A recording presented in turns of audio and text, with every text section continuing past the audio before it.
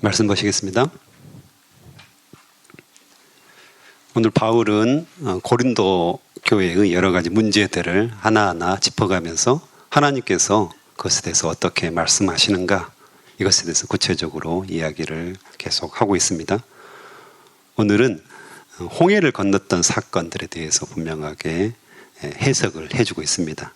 그 해석이 어떠냐면 2절에 보면 조상들은, 이스라엘 백성들이죠, 모두 구름과 바다 가운데서 세례를 받아 모세에게 속하게 되었습니다. 이렇게 말합니다. 그래서 홍해를 건넌 사건을 세례 사건으로 이렇게 묘사를 하는 거죠. 그래서 세례를 통해서 이스라엘 백성들이 죽고 다시 살아났다. 새 이스라엘 사람들이 되었다. 육체가 죽고 영으로 새롭게 살아났다. 율법에서 죽고 은혜로 다시 살아났다. 이렇게 이야기를 합니다. 세례는 굉장히 중요한 의미죠. 그래서 우리의 자아가 죽고 새로운 삶을 사는 거잖아요. 즉 예수 그리스도가 우리 안에 들어오셔서 우리가 함께 새 생명, 새로운 생명을 가지고 우리를 살게 하신다는 거죠. 성령의 능력이 우리 안에 있는 것입니다. 여전히 우리 안에 자아가 있지만 그 자아로 말미암아서 계속해서 죄를 짓지만 성령으로 인해서 이 자아를 절제하고 오직 하나님의 말씀대로 따라 사는 삶, 이게 세례잖아요. 이 모세가 홍해 사건을 세례에 비유한 거죠. 또한 광야 생활을 통해서 영적인 음식을 먹었고 영적인 물을 마셨다, 이렇게 이야기합니다. 또한 그 물은 영적인 반석에서 나왔는데 그 반석이 예수 그리스도시다. 그래서 신구약을 완전하게 연결을 시키고 있습니다. 그래서 우리는 예수 그리스도로 말미암아서 영적인 양식, 즉 말씀을 먹어야 하고 또한 영적인 물, 성령의 생수를 경험해야 된다, 이렇게 이야기합니다. 그러나 5절에 보면 그러나 문제가 있었죠. 하나님께서는 조상들 대부분을 기뻐하지 않으셔서 그들은 광야에서 죽어 흩어지게 되었습니다 라고 말씀하시는데요. 그 이유들에 대해서 6절부터 12절까지 나옵니다. 조상들이 어떤 죄를 지었는가, 그것에 대해서 분명하게 이야기를 하는 거죠. 즉 이들이 세례를 받고 영적인 음식을 먹고 영적인 반석이신 예수 그리스도로부터 나온 생명의 생수를 먹었음에도 불구하고 그러나 이들이 죄를 지었다는 겁니다. 여전히 죄를 지어서 결국에는 광야에서 다 죽었다, 먹다 죽은 인생이 되었다, 이 이야기를 합니다.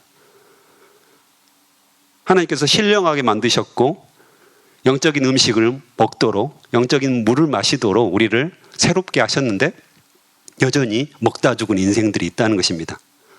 즉 우리가 교회에 다니고 11조를 하고 교회에서 봉사를 하지만 또한 주일날 열심히 하나님의 말씀을 듣지만 그들이 오히려 삶 속에서 죄를 짓고 여전히 옛사람의 모습을 가지고 살아가는 사람들이 많다는 것을 우리에게 교훈합니다. 이런 것들이 본보기가 된다고 6절에 보면 이런 일들은 우리에게 본보기가 돼요. 우리가 그들처럼 악한 일, 죄악이죠. 죄악을 즐겨하지 말라는 경고가 된다고 이야기합니다. 11절에도 이 모든 일은 우리 조상들에게 본보기로 일어난 일들이며 세상의 종말이 다가오는 시대에 살고 있는 우리에게 경고하기 위해 기록되었다, 이렇게 분명하게 말씀을 하십니다. 본보기가 된다는 거죠. 즉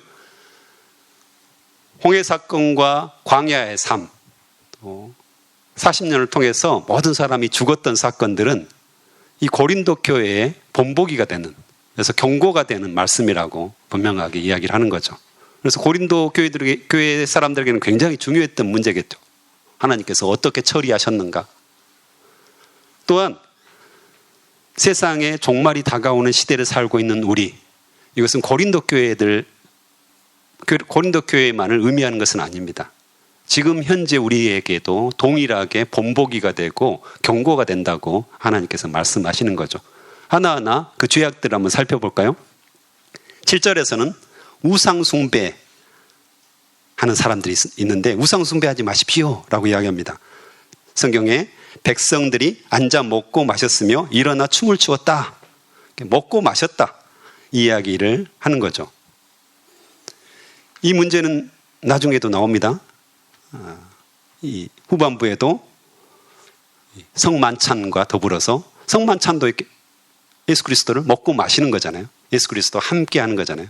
우상 숭배도 역시 마찬가지로 먹고 마시는 거, 춤추는 거, 그들과 하나 되는 것들을 의미하는데요. 이 우상 숭배는 참 어렵습니다. 실제로 내가 우상 숭배를 하고 있는지, 지금 현대 내가 불상에 가서 막 이렇게 앞에 가서 빌면서 절하는 것도 아닌데, 그렇죠? 그런 분들 없잖아요. 나는 우상 숭배를 하고 있나? 왜 이런 말씀을 나에게 주었지? 근데요, 얼마 전에 저희 하주가 아빠 특유의 아빠에게 다가와서 질문이 하나 있어요. 오늘 학교에서 남자애들과 여자애들이 배틀을 했대요. 싸움이 일어난 거죠. 말싸움이 일어난 겁니다. 근데 남자애들은 안 믿는 애들이었고 여자애들은 예수님을 믿는 애들이었답니다. 그래서 이제 막 주고받은 거죠. 그래서 이제 과학에 대해서 이야기하고 우상이다, 신화다, 이런 것들을 계속해서 이제 공격을 받았다고 합니다. 그래서 그 친구가 이제 진화론에 대해서 또 빅뱅 이론에 대해서 다 과학적인 것들, 어디에 나와 있죠, 그게?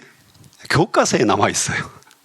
교과서에 나와 있기 때문에 증명되고 과학적이다. 그래서 막 공격을 했는데 한마디도 대답을 못 했답니다. 그래서 굉장히 자존심이 센데 말을 했어야 되는데 대답을 못 한 거예요. 그래서 저한테 이제 질문을 하는 거예요. 창조론이 맞아요? 진화론이 맞아요? 어떻게 창조됐어요? 빅뱅 이론은 왜 틀리죠? 왜 맞죠? 이런 것들 구절구절 계속해서 이야기를 하는 거예요. 이렇게 흥분해가지고 이겨야 되는데 졌다는 거죠. 그래서 이제 제가 차분히 앉아서 진화론과 창조론, 이것들은 이제 비교해서 설명해주고, 증명되지 않는 사실들을 이론이라고 불린다. 증명되었다면 법칙이라고 불렀을 텐데, 또 연력학 제1법칙, 2법칙 이런 것들을 설명해주면서 왜 그것이 모순이 되는지. 근데 사람들은 과학이라는 미명하에 그것이 증명되었다고 생각한다. 이런 것도 또 이야기해주고요. 노아 홍수에 대해서도 그 물이 어디서 왔는지 이제 그 논쟁이 붙었대요. 그래서 그것에 대해서 이제 성경을 설명해주고 그 물이 어디서부터 왔는지 설명해줬더니 막판에 이해가 돼. 근데 아빠, 충격적인 말을 그 뒤에 해요. 아빠, 그런데 왜 이런 사실들 목사님들만 알고 저희들에게는 안 가르쳐 주는 거예요? 이렇게 한 거예요. 그래서 충격을 받았어요, 제가. 그렇구나. 내가 이것에 대해서 이제 중학생, 고등학생 되면 이제 이런 혼란에 빠지거든요. 왜냐하면 이 땅은 과학 만능주의를 이렇게 표방하거든요. 과학이면 뭐든지 된다는 거죠. 그런 말씀 들어보셨죠? 과학은 나의 목자시요 쉴만한 물가, 푸른 초장으로 나를 인도하는 그런 만능주의가 있거든요. 그래서 과학이 발달하면 우리가 편하게 살고 행복하게 살고 더 일을 안 해서 더 좋은 삶을 살 거라고 생각하죠. 근데 과학이 발달됐는데 어떻습니까? 편하십니까? 스마트폰이 개발되면서 엄청 편해졌죠. 근데 그것 때문에 수많은 범죄가 들어오기 시작했죠. 보이스피싱이라든가 생전 듣도 보도 못한 그런 범죄들이 들어왔고요. 수많은 음란물들이 이곳에서 유통되면서 많은 사람들을 병들게 하는, 과학이 우상이 된 거죠. 과학이 우상이 된 겁니다. 과학이면 모든 것이 될 거라고 사람들은 생각을 합니다. 이것뿐만 아니라 돈 같은 것도 역시 마찬가지입니다. 하나님만 믿고 어떻게 사느냐고 사람들이 질문합니다. 돈도 있어야지. 맞죠? 맞는 말인데 굉장히 위험한 발언이죠. 하나님께서는 하나님만을 바라보면서 하나님께 의지하라고 말하는데 사람들은 이 돈이 내 장래를 보장해 줄 거라고 굳게 믿고 있습니다. 마음속 깊은 곳에서는 그래도 돈이 중요하지, 돈이 나의 미래를 좌우하지, 이런 마음을 갖는 거죠. 겉으로는 저는 하나님께 의지합니다. 저를 바쳤습니다. 하나님이 제 인생의 주인입니다. 저도 그렇게 말합니다. 하지만 제 마음속 깊은 곳에서는 그래도 돈이 있어야 하지 않을까? 우리 우진이를 위해서 뭔가 돈을 남겨줘야 하지 않을까? 이런 생각들을 하고 있거든요. 떨쳐버릴 수 없는. 근데 결국에는 이스라엘 백성들, 이 광야의 이스라엘 백성들을 살펴보면 어떻습니까? 섞이면 망한 거잖아요. 돈도 좋고 하나님도 좋고 망하는 거잖아요. 이것을 알고 있음에도 불구하고 우리는 여전히 그 돈의 우상, 과학의 우상, 수많은 우상들을 우리가 버리지 못하고 있는 거죠. 두 번째로 간음에 대한 문제입니다. 음행에 대한 문제죠. 우리 어르신들은 예전에 다 혼전 순결에 대해서 교육을 받으셨을 겁니다. 부모님들이 그것에 대해서 강조를 했잖아요. 근데 요즘 젊은이들은 이런 교육들을 받지 않습니다. 어느 누구도 혼전 순결에 대해서 이야기하지 않습니다. 왜냐하면 세상이 그러니까요.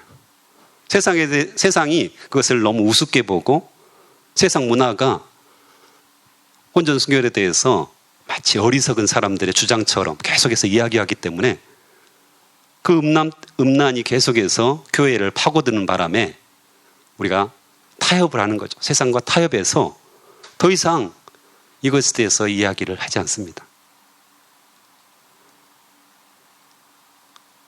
세상의 문화가 이 성경을 삼켜버린 대표적인 예죠. 그래서 그리스도인 그 젊은이들이 자유롭게 생활을 합니다. 이걸 보고 아무도 어느 누구도 그것이 잘못되었다, 성경적으로 문제가 있다, 죄악이다 이렇게 말하지 않습니다. 그래서 이 가늠한 사람들, 세상은 그럴 수 있죠. 세상은 그럴 수 있지만 우리 교회 안에서는 오히려 정결하고 거룩하고 하나님을 바라보는 그것에 대해서 가르쳐야 한다는 것입니다. 또한 세 번째로 이스라엘 백성들은 주님을 시험하다가 뱀에 물려 죽었다고 합니다. 우리가 계속해서 기도하지만 우리 마음속 깊은 곳에 또 이런 마음이 있습니다. 과연 그렇게 될까? 이루어질까? 안 됐었는데. 기도하고 의심을 합니다. 또 기도하지만 의심이 자꾸 쌓입니다. 그렇게 될까? 그렇게 된 적이 없었는데 이런 마음들이 계속해서 생기는 거죠. 주님을 시험하는 겁니다. 주님께서 전능하시다고 분명하게 우리에게 말씀하셨는데 그것을 시험하는 거죠. 다른 사람에게는 일어났지만, 성경에서는 일어났지만 나한테는 일어난 적이 없어. 아니죠. 여러분이 이곳에 온 것 자체가 기적입니다. 제가 운전하고 멀리서 왔잖아요. 비가 엄청나게 쏟아지더라고요. 곳곳이 달랐어요. 여기는 비교적 적게 왔고 저쪽 가니까 막 와이퍼를 가장 빠르게 해도 앞이 안 보일 정도로 많이 오는, 저쪽 북구 쪽은 그랬어요. 그래서 오면서 이 기적이구나. 내가 이 마이크를 잡고 있는 것이 이건 기적입니다. 살아서 여러분을 만난 게 기적입니다. 기도 응답입니다. 그런데 우리는 계속해서 주님을 시험합니다. 당신이 나를 위해서 뭘 해준 것이 있습니까? 이렇게 가난한데, 이렇게 힘든데, 이렇게 문제가 많은데, 이렇게 가족들이 어려운데 당신이 나를 위해서 뭘 해줬습니까? 늘 불평하고 늘 불만이 있죠. 그 10절에 나와 있습니다. 조상들 중에서 불평을 늘어놓다가 멸망시키는 천사에게 멸망당한 사람들이 있었다, 이렇게 이야기합니다. 안 좋은 일이 생기고 어려운 일이 생기면 어떻습니까? 조상 탓, 운명 탓, 심지어는 하나님 탓합니다. 이게 다 불교 인과 응보에서 이렇게 영향을 받은 거죠. 조상 탓하는 겁니다. 남 탓하는 거죠. 심지어는 하나님 때문에, 하나님께서 이래서 내가 이 지경이 되었다라고 이야기를 합니다. 그리스도인들은 어떻습니까? 하나님의 섭리를 믿는 거죠. 하나님께서 우리를 인도하시고 보호하시고 지키시고 또한 소망의 항구로 인도한다는 사실을 정확하게 믿고 최선을 다하는 거죠. 이것이 하나님의 사람들인데 자꾸 남 탓, 조상 탓, 이거 다 불교 문화의 영향을 받아서 그렇게 이야기를 합니다.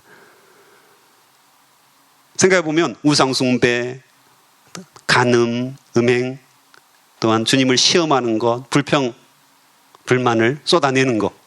그 당시의 사람들도 그랬지만 또 고린도 사람들도 그랬지만 지금도 현재도 동일하게 우리가 짓고 있는 죄라는 거죠. 하나님을 신뢰하지 않는 거죠. 하나님을 신뢰하지 않습니다. 진짜 우리가 하나님을 믿고 있다면 우리의 전 삶을 통해서 전 생애를 통해서 온전하게 하나님을 믿고 따라야 되는데 어느 일부분만 믿고 어느 일부분은 믿지 않는 겁니다. 양다리를 거치는 거죠. 섞여서 믿는 거죠. 전부 하나님께 드리지 않는 겁니다. 그래도 하나님을 내가 믿어. 그래도 이것은 내가 갖고 있어야 하지 않을까? 그래도 이게 중요하지 않을까? 이런 어떤 양다리 걸치는 신앙들을 우리가 한다는 것입니다. 그래서 본보기를 삼았다고 하고요. 경고를 하는 겁니다. 이런 죄의 유혹, 시험. 그러면 나는 어떡하지? 나는 배렸다. 이 인생은 배렸다. 이렇게 포기하는 겁니까? 아니죠.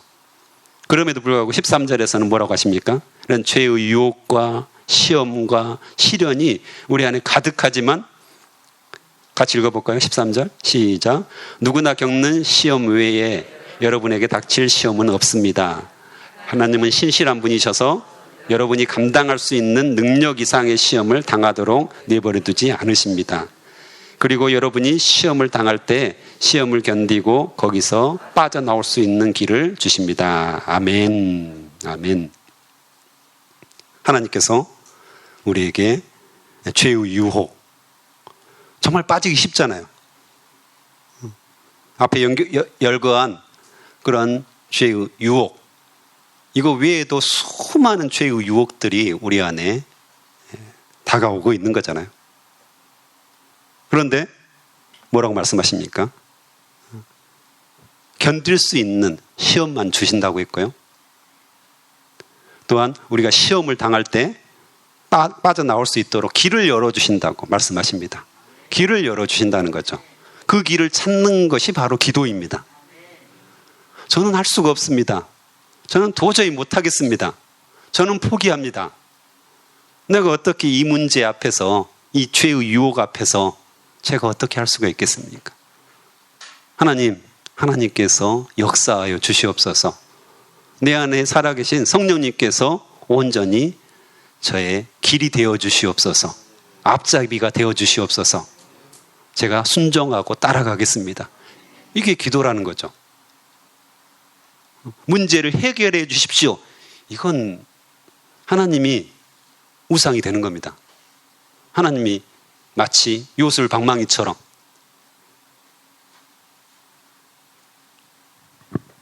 알라딘의 그 요술 램프처럼 뭐 해주십시오 하면 딱 나타나가지고 해결. 이게 우리의 기도가 되어서는 안 된다는 거죠. 정말 겸손하게 무릎 꿇고 주님께서 행하실 일들을 바라보며 제가 순종하며 나아가겠습니다. 주님의 뜻대로 살겠습니다. 주님께서 말씀하시면 그대로 살겠습니다. 라는 순종의 마음을 가지고 살아가는 것이 매우 중요하다고 말씀하십니다. 우상 숭배에 관해서 좀 더 하나님께서 16절부터 말씀하십니다. 비교를 해요. 조금 전에 조금 언급을 했는데 성만찬에 대해서 이제 말씀을 하십니다. 하나의 빵을 먹고 또 예수 그리스도의 피에 참여함으로 말미암아 연합이죠. 성만찬이라는 것은 굉장히 중요하죠. 연합을 담당합니다. 그래서 하나님과 그것에 참여한 사람들이 하나로 묶여지는 연합, 하나님께 예배하는 거죠. 근데 이미 이제 이걸 경험한 사람들이잖아요. 이스라엘 백성들이 이미 경험했다고 분명하게 이야기하시죠.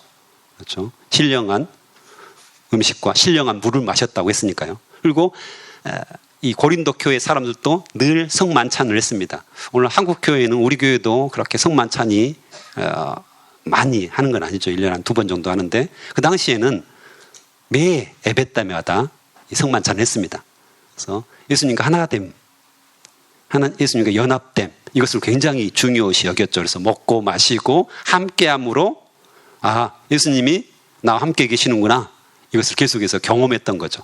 굉장히 중요한 의식 중에 하나였습니다. 그것과 지금 우상에게 바쳐진 그 제물을 먹고 마시는 것과 비교를 합니다.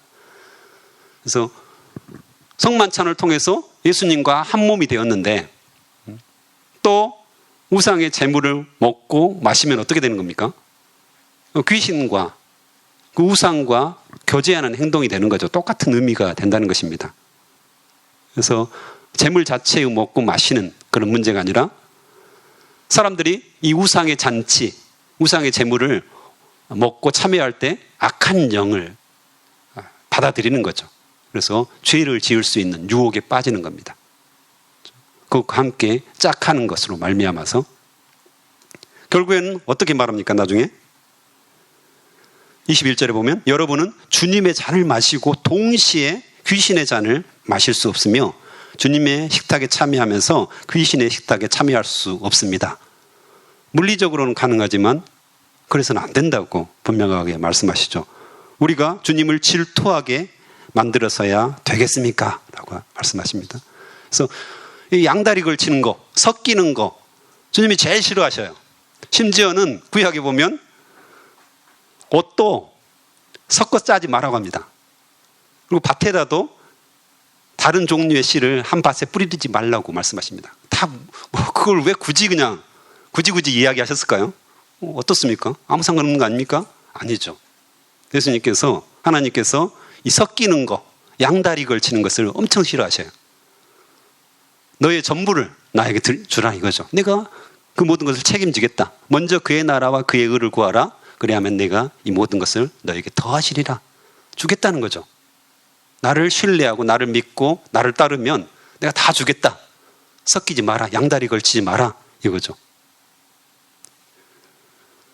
남편이 다른 여자를 데려와가지고 어느 날 내가 당신을 온전히 사랑하는데 이 여자도 내가 사랑해. 우리 같이 살자. 이러면 어떻게 하실 겁니까? 여러분 어떻게 하실 거예요? 네, 당연하죠. 오늘같이 비 오는 날 먼지 나도록 때려갔죠. 정신 차리게 해야 되는 거잖아요. 그렇죠? 맞아야죠. 징계를 받아야죠. 근데 이걸 우리가 잘 알고 있으면서도 여전히 우리는 양다리를 걸치고 섞여 살고 하나님도 좋지만 세상도 좋습니다. 얼마나 우리가 어리석게 사는지 하나님께서는 우리에게 다시 한번 말씀하십니다. 본보기를 보여주시는 거죠. 광야 시대 이스라엘 백성들과 고린도 시대 교인들과 다 교인들입니다. 다 믿는 사람들이에요. 오늘날 우리 그리스도인들에게 너희들이 어떻게 살아야 되겠니? 우리에게 다시금 질문을 하십니다. 오늘 우리 안에 그런 고백이 있었으면 좋겠습니다. 제가 어리석습니다. 제가 늘 죄악에 빠집니다. 이 죄의 유혹에, 세상의 죄의 유혹에 흔들립니다. 하지만 제가 원하는 것이 있습니다. 주님을 바라보기를 원합니다. 주님께 나의 온 몸과 마음과 정성과 뜻을 다해서 사랑한다고 고백하기를 원합니다. 도와주시옵소서. 이런 고백들이 오늘 새벽을 통해서 하나님께 드려졌으면 좋겠습니다. 함께 기도하시겠습니다. 하나님 감사합니다. 우리가 그렇게 어리석습니다. 우리가 죄악의 유혹에 너무 잘 흔들립니다. 하나님 좋다고, 하나님 사랑한다고 고백하지만 아버지 뒤로 돌아서서는 그래도 세상이 좋아, 꼭 필요해, 버릴 수 없어 라는 마음과 그런 행동들을 계속하고 있습니다. 주님, 저희의 죄를 용서하여 주시옵소서. 저희의 연약함 주님께서 용서하여 주시고 긍휼히 여겨주시고 불쌍히 여겨주시옵소서. 전능하신 하나님만을 우리가 찾고 주님께 의지하며 주님을 온전히 신뢰하며 살 수 있도록 축복하여 주시옵소서. 먼저 그의 나라와 그의 의를 구하라. 그리하면 이 모든 것을 더하시겠다는 하나님의 약속을 우리가 굳게 믿게 도와주시옵소서. 오늘 헌금을 통하여서 자신의 모든 것들을 바친 귀한 집사님들 계십니다. 주님께서 복의 복을 더하여 주시옵소서. 주님께서 응답하여 주시옵소서. 주님의 그 전능하심을 드러내 주시옵소서. 감사합니다. 예수님의 이름으로 기도합니다. 아멘.